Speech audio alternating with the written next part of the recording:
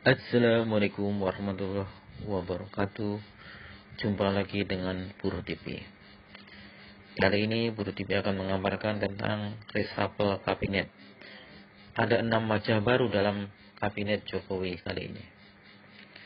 Ini sebagai reshuffle yang paling bagus di masa pemerintahan Jokowi dari tahun 2014. Hari ini reshuffle mengganti dengan 6 menteri yang baru. Langsung saja, yang pertama adalah pergantian dari Menteri Pariwisata dan Ekonomi Kreatif dari Wisnu Tama kepada Sandiaga Salahuddin Uno. Ini adalah Sandiaga Salahuddin adalah rival Jokowi dalam pemilu 2019 bersama Prabowo Subianto.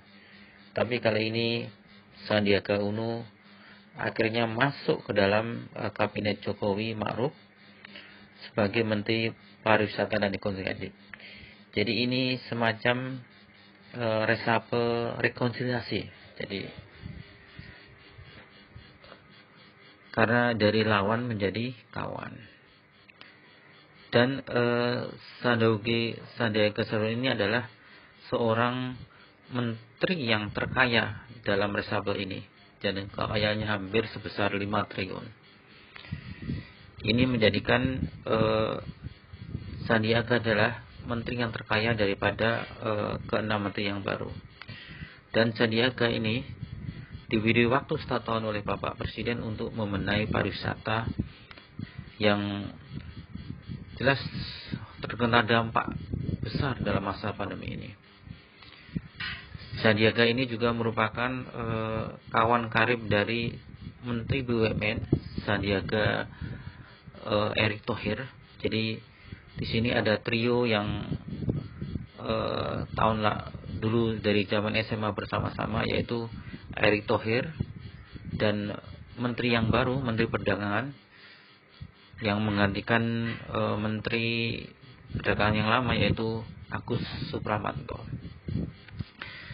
Sandiaga Salahuddin ini juga adalah menjadi calon wakil presiden tahun lalu.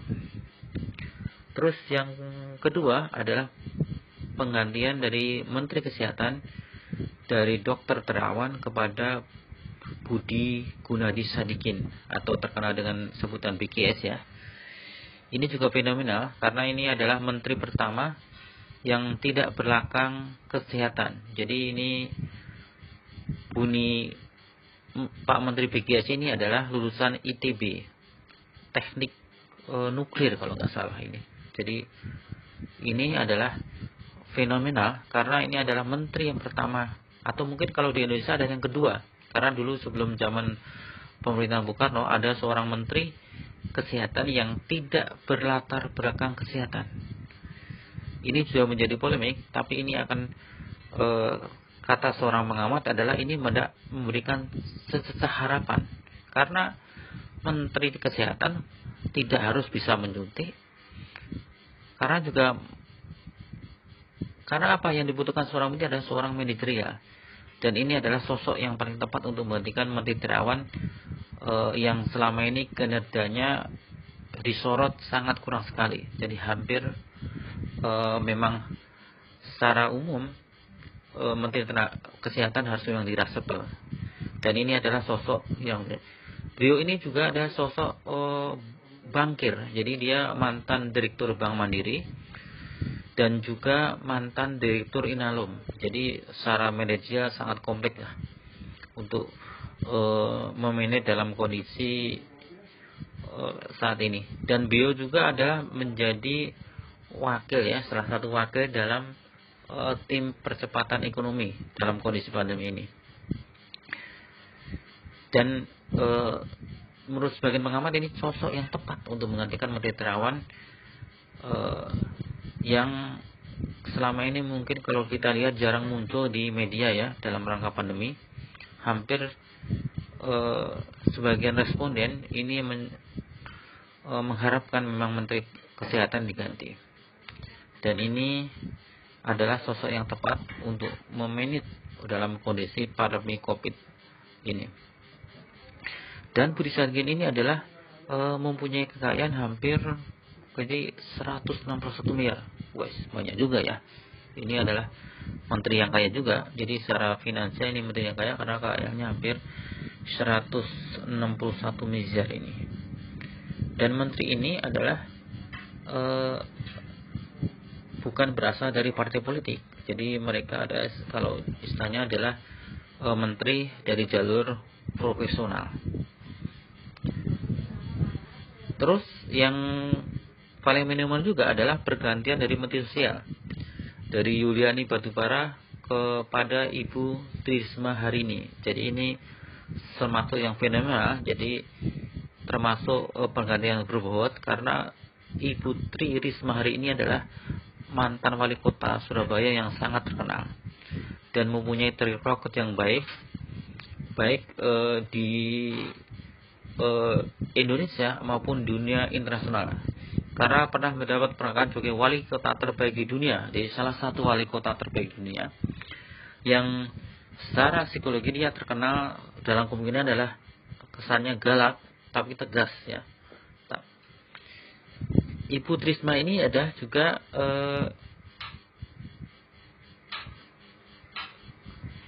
tapi masih menjabat. Jadi ini masih double, jadi menjabat sebagai wali kota, karena sebagai wali kota juga belum diberhentikan.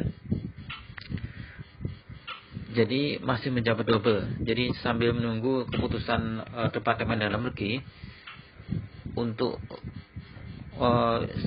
mundur atau mungkin diberhentikan, karena dalam undang-undang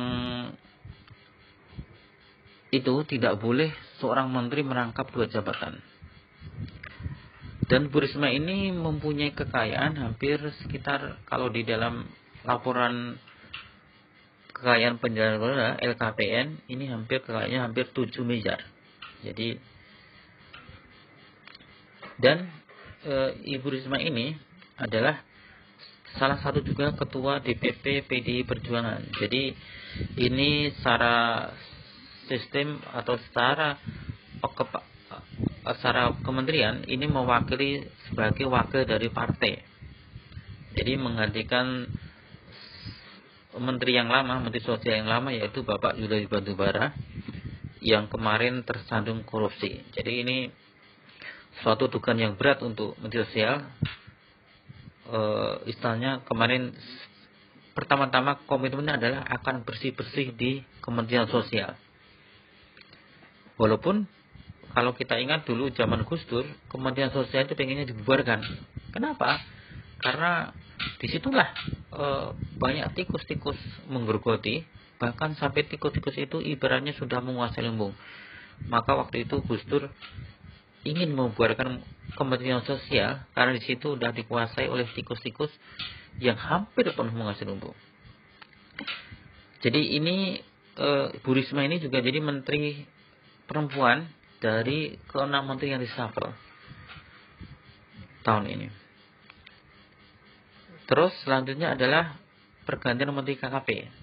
Yang kemarin menteri KKP yang kemarin yaitu Edi Prabowo, karena terjangkut korupsi otomatis harus digantikan. Dan ini digantikan oleh Bapak Wahyu Sakti Trenggono. Nah ini menteri juga yang fenomenal, karena ini adalah sebelumnya adalah Wamenhan, jadi wakil Menteri Pertahanan, yang kebetulan Menteri Pertahanan adalah Bapak Prabowo Subianto.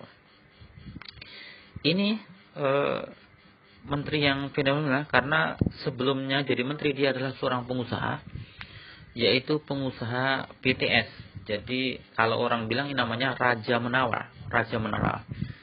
Dan ini termasuk orang yang kaya raya. Jadi orangnya super kaya ini. Kekayaan hampir 1,9 triliun. Wash. Ini sebagai menteri yang terkaya juga ya ini. Ini menggantikan Bapak Edi Prabowo yang tersangkut masalah ekspor lobster. Ya, ini menjadi tantangan bagi Bapak Wahyu Sakti Trenggono, karena berani tidak dia menghentikan ekspor benih lobster yang saat ini selalu menjadi perdebatan. Dan Bapak Wahyu Sakti Trenggono ini merupakan bagian dari dulunya itu tim pemenangan Jokowi. Jadi ini tim pemenangan Jokowi Ma'ruf pada waktu pemilu 2019.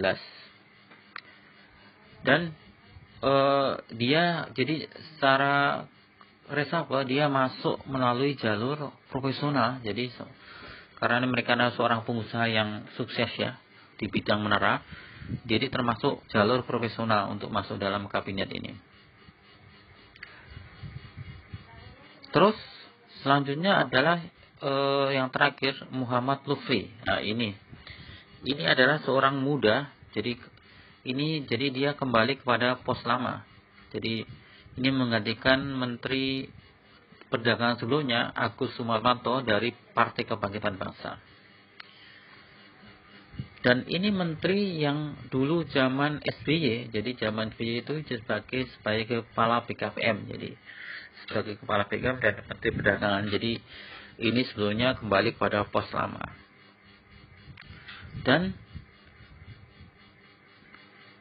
ini termasuk menteri yang termuda zaman dulu ya. Jadi ini ketika dia masih 36 tahun kalau nggak salah, itu sudah menjadi ketua BKPM. Jadi sangat muda sekali.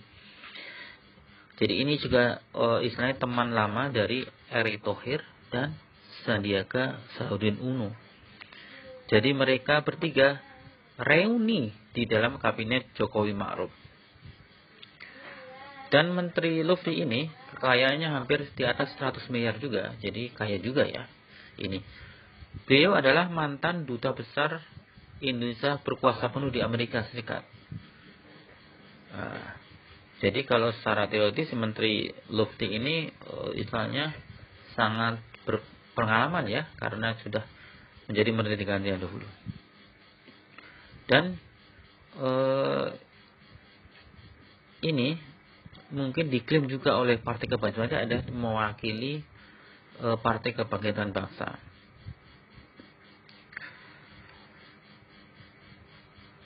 Dan Lutfi ini jadi dulu sebelum masih ketika sudah menjadi ketua BKPM ini sudah mengenal Bapak Jokowi. Jadi waktu itu Bapak Jokowi masih sebagai wali kota Solo ya.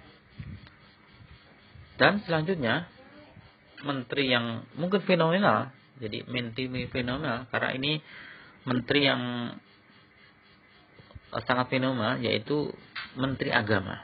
Jadi Bung Gus Yakub terkenalnya ini adalah menggantikan Bapak Fahrul Razi. Gus Yakub ini sungguh fenomenal karena mereka tidak menyangka untuk menjadi seorang Menteri Agama. Gus Yakub ini terkenal sebagai ketua Banser yang selama ini mungkin terkenalnya sebagai seorang yang toleran ya, karena Banser saat ini adalah bagian terbesar dari NU ya. Jadi salah satu istilahnya itu, jadi dia mewakili dua. Jadi kalau menurut pengamat dia mewakili dua sekaligus, mewakili Partai Kebangkitan Bangsa dan juga mewakili NU. Karena pemerintahan Jokowi juga adalah bagaimana juga NU adalah komunitas terbesar jadi dari Muslim ya. Jadi yang keempat cukup adalah Bapak Yakut Khalil Qaumas.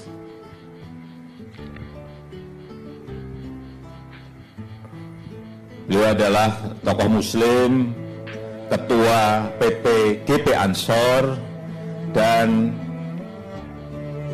akan kita berikan tanggung jawab sebagai Menteri Agama.